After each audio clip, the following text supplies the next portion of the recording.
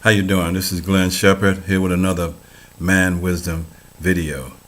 It's been a while since I posted, so I'm going to refresh people as to why I'm doing these videos. I'm doing these videos because I think a new conversation is needed. We need to have some fresh dialogue because what's coming down the pike, I don't think we're going to be prepared for. And old solutions will not rectify or properly address new problems. And what's coming down the pike for us as a people has already been set in motion. You understand? It's going to be like a tsunami for a lot of people because they're just not going to be prepared for it. Now, my major concern is the young people, the generation that's coming up behind us. Because I think basically they have gone their own way, simply because we're not giving them the guidance, we're not giving them the leadership, and so to put it bluntly, the way they are is basically our fault, because they look at us and the saying that do what I say and not what I do is not applicable. We have to be sterling examples to our young people, and we have not done that. Now, let me point out, since today is Sunday, that a God has nothing to do with this. And you can do all the praying, you can have all the faith, but that's not going to change what has already been set in motion. Now, a lot of you are going to think that simply because of what I just said, that I don't believe, or I'm not a believer. And that could not be further from the truth. What I do know is this: I am a creation of something. I don't think I'm a creation of a person, but I do think I am a creation of something, and I was created to create. Now, what that something is, who that something is, where that something resides, what that something looked like is of no concern to me, because I cannot waste that energy to try to understand something that I can't understand. I'm not that good. And I don't think that's our purpose anyway. Our purpose as a creation is to create. Whether it's a life for ourselves, whether it's a life for others, whether it's a home, whether it's a family, whether it's a business, whether it's a community, whether it's a town, a city, a state, a world. That's what we're here for. We're here to create. And you have to be pretty honest with yourself and accept the fact that what we have created so far has had its advances, but basically we have created a mess. And a God is not going to fix that mess. We have to fix that mess. Now, I'm sure I'm going to get a lot of criticism for what I just said. I can deal with that. But I hope that the criticism is constructive and purposeful and clean, because I'm expecting after these videos that I'll get a lot of flack from a lot of so-called Christians who are going to curse me out, who are going to continue to lie, who are going to continue to cheat, who are going to continue to undermine, who are going to continue to disrespect, and in a lot of cases who are going to continue to kill because of what they believe. Now, all I'm saying is we have to just change the way we think. We just have to change the way we think. And everybody's entitled. 2 they're thinking. But We just got to change, folks. Period. Now, on my last video, I ended with my mom getting married, and it kind of sent me to a dark place, because that was a dark time for all of us, me and the rest of my family. And I'm not going to revisit that just yet. But what I will do is continue with some family history. So any relatives out there that don't know that they're related, they will, get an understanding of if they are and how they are related. Now, let me also point out, if you're dealing with any kind of abuse, any kind, get out of it. If you're in an abusive situation, please get out of it. And if you know someone that's in an abusive situation, please get out of it. Back to my family. My grandmother, my mother's mother, was born in Washington, D.C. Her name was Louise Willis. Now, Louise Willis's mother, my great-grandmother, her name was Mildred Willis. Now, I don't know much about my grandmother's father, but I know my grandmother had a stepfather, and his name was Norman Ross. Now, Norman Ross and his wife had a son. His son was also named Norman Ross. And Norman Ross, the son, had a bunch of kids. And those kids are my cousins. Because Norman Ross, their father, and my grandmother are sisters and brothers.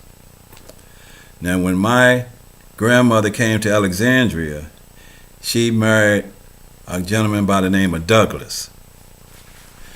And they had 3 children. They had a daughter named Sissy. They had a daughter named Teresa. And they had a son named Arthur. Now, my Aunt Sissy, when she married, she became a Carter. And they had children, of course. When my Aunt Teresa married, she became a Cross. And they had children, of course. Now, my Uncle Arthur, I don't know if he ever got married, but he had children too. And my Uncle Arthur used to allege that he was a descendant of the late, great Frederick Douglass. I don't know how true that is, but that's what he alleges.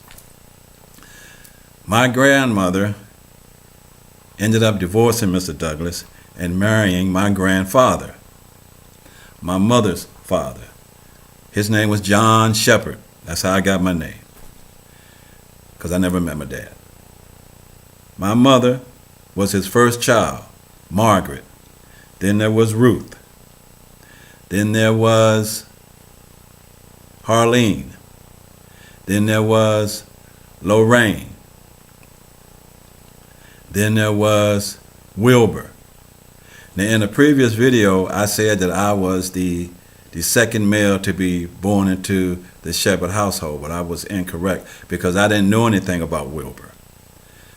As I grew up, I discovered that Wilbur was incarcerated. He was in prison. I didn't know anything about that until he came home, because the family didn't talk about that. But that was my first experience with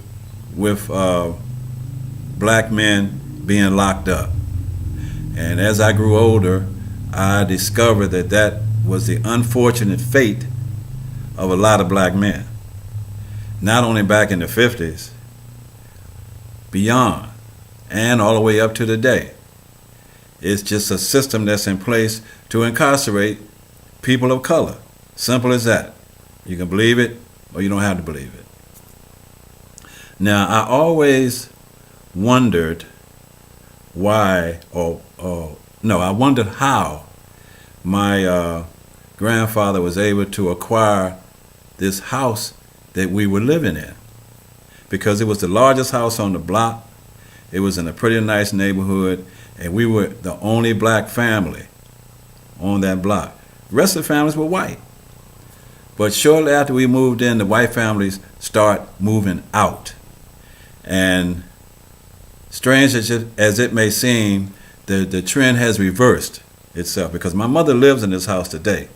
And she, again, is the only black person on the block. And the white families have moved back in. Of course, they've redesigned and upgraded and remodeled their properties. But my mother is there in the house that my grandfather purchased in its original form, the original structure. And I always wonder how he was able to acquire that house. Well, after a little research, I discovered that before I was born, my grandfather had retired from a pretty decent career with the government. He was a building engineer, and the house he owned before the one I'm speaking of was a much larger house than that. And it was across the street from a section in town called Black Rosewood. And this is where a lot of middle-class black families lived. Now, the property that my father was on, the city of Alexandria became interested in that property because they wanted to build something there. And I guess they came to an agreement. They either accepted my grandfather's offer, or they gave my grandfather an offer he couldn't refuse, and he sold his house and his property to the city of Alexandria. And they moved to the house where my mother lives today. Now, I went to Charles Houston Elementary School. And I had a unique situation there, because the same teachers that I had in Charles Houston Elementary School also taught my mother. Now, how many of you can say that? And then when it was time for me to I'm a, fast forward a little bit. When it was time for me to go to high school, I chose to go to Jefferson Houston High School, because this was the time when the city of Alexandria was integrating. And I had a choice of going to Jefferson Houston, which was a white school, or I could have went to Parker Gray, which was a black school. Now, I chose to go to Jefferson Houston simply because I wanted a different experience, and I thought that I would get a better education. Well, as it turned out, neither was true, because the experience was not that pleasurable aside from the few white friends that I made. But I ended up dropping out of school anyway. Now, I went back and, furthered my education, got my GED, went to college for a minute. But had I known the history of my family, I would have gone to Parker Gray High School simply because of the family connection. Now, I said that I wasn't going to make these videos too long, so I'm going to end here, because they're beginning to get intense now. I'm getting ready to reveal some things that's going to shake some heads, and like I say, it's going to ruffle some feathers. But it is what it is. Now, that property that my grandfather sold to the city of Alexandria, Virginia, is the same property where they built Parker Gray High School. I'm going to end here. This is Shep. Peace and love. I am out. Look out for the next video, y'all.